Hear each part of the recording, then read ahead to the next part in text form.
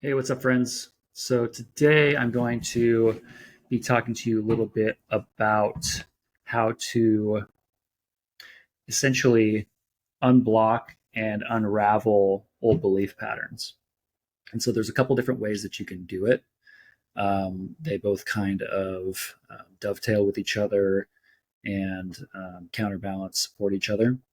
And the way that I really like to do it is to first, if I have a problem come up, something that's sort of sticking inside, something that is a negative emotion or a challenging emotion, something where there's a clench inside the body.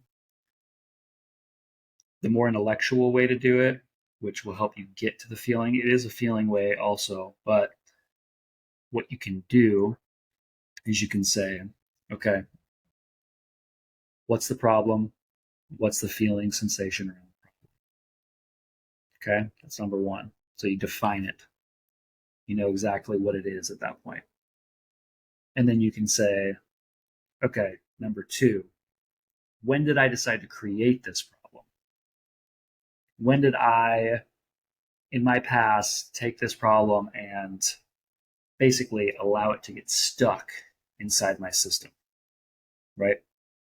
And usually these things are coming up because they're trying to tell you something. They're trying to show you something. They're a part of your shadow. They're part of a layer of emotional dirt that got caught in your system. And the third question is to ask, what am I supposed to learn from this issue, this challenge, this problem coming up right now, so that when I learn it, the pattern will be let go? Because once you see clearly, once you're able to actually clearly see the issue for what it is and get the message, it will release. It will release from your system. It's like an aha moment, and it happens viscerally in the body. You just open up, and that no longer is a button anymore. It no longer can hold you hostage and create a reactive pattern inside your body, um, moving forward. And then the last question is to ask, what do I want next? What do I want instead? What do I want to feel instead? What do I want to experience instead? Is there anything that I want to replace that with? Which could be a new belief, a more positive belief, something that is empowering. And oftentimes it's just enough to just go ahead and release the belief in and of itself. So oftentimes you may not actually want to or have to replace it with something else. Just removing the blockage alone can feel so good, and you'll feel so open that you just don't need a concept in there anymore. But sometimes you may want to do that. So that is one route to using that technique in particular. That's the more intellectual technique. And I learned that from shout out Upgrade. That is it's called resolution formula. I learned that from them in a mastermind that I took for about 3 years involving neurolinguistic programming and hypnosis, and just sort of learning to reformat the subconscious mind, reformat the automatic mind that is below the conscious surface, so that we can essentially attract the things that we want and get into a feeling state of already having it. So that is one way. So the other way, this is the way I generally go. The first way is excellent. And they can work in conjunction, like I said, with each other. Sometimes you may need to be a little more intellectual and precise about it with a particular problem, something that maybe came up with in childhood, or some specific situation where it started, where there was a seed of it. So this other way is more emotional based. It's more somatic. It's more in the body.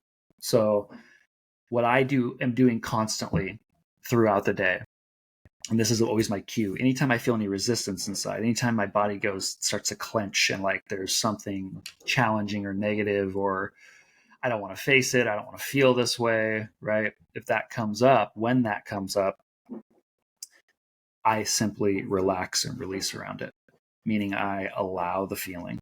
I accept it, I surrender to it, I let it go.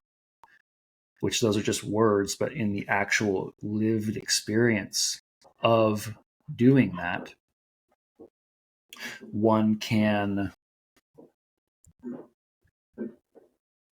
essentially allow the feeling to move through the system and drain out of the system so that there's no more energy behind it. And usually that feeling will be accompanied by a thought most of the time. So it's like, oh, I don't want to feel this, or I don't want to talk to this person, or I don't want to face this situation, or oh, I'm bored, or oh, the list goes on. Whatever the accompanying thought is to this kind of clenching internal anxiety feeling inside.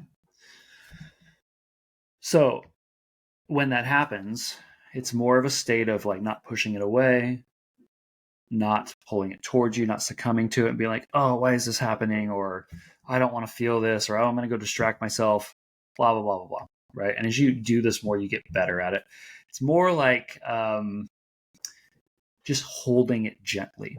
There's this sort of objective, almost innocent kind of indifference to it, but not indifference in like a negative way, like you're dismissing it or anything. It's more of just like neutral. And you just allow, you don't mess with it, you just let it come up and you face it essentially, but not in like, I'm going to face this way, not in an egoic, judgy way, just in a, oh, this is what's happening right now. And so therefore I'm going to allow it to come up. And it will sit in your system and you'll start to realize that, oh, this whole time I've been running from just a feeling my whole life. Everybody's running around just averse to feeling a certain way. It's not the thought. The thought is just the trigger for the feeling, right? And so, because we have 70,000 thoughts on average a day, human beings do. And almost a very small minute of those feelings we actually pay attention to. We only pay attention to certain ones because there's an emotion attached to it. Now, as you do this more and more often, you'll start to use that clench, that anxiety, that very first spark of it, that seed of it that comes up as an opportunity. You start to view it as like, oh, goody. Now I get to let this go, right? Here's a moment. Here's a opportunity for me to let this go. And it just becomes so beautiful as you do this process and remove these old layers. Because as you remove each layer, you start to see that, oh my God, there's this whole well of these going on that I've just collected over a lifetime. And as each one is removed, you feel a little bit lighter and a little bit happier and a little more confident that you can shuffle these out of your system. So that's what these techniques are about, and they are techniques. You have to be willing and ready and open to do the work and actually face them. And that's up to you.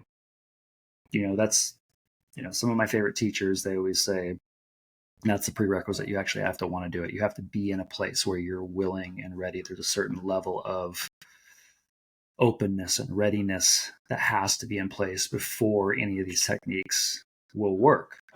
Because like there's, the technique is dead in the water if you're not actually willing to lean into it and make that, take the action and make that jump to see what's on the other side. So sorry for the washer in the background. Yeah, this is my first video on Riverside solo podcast, and I'm testing out my mic. So yeah, let's see if I can drown out some of the sound. But anyways, hope you enjoyed this. Give it a try. Let me know how it goes in the comments, or reach out to me by DM if you have questions. So, peace.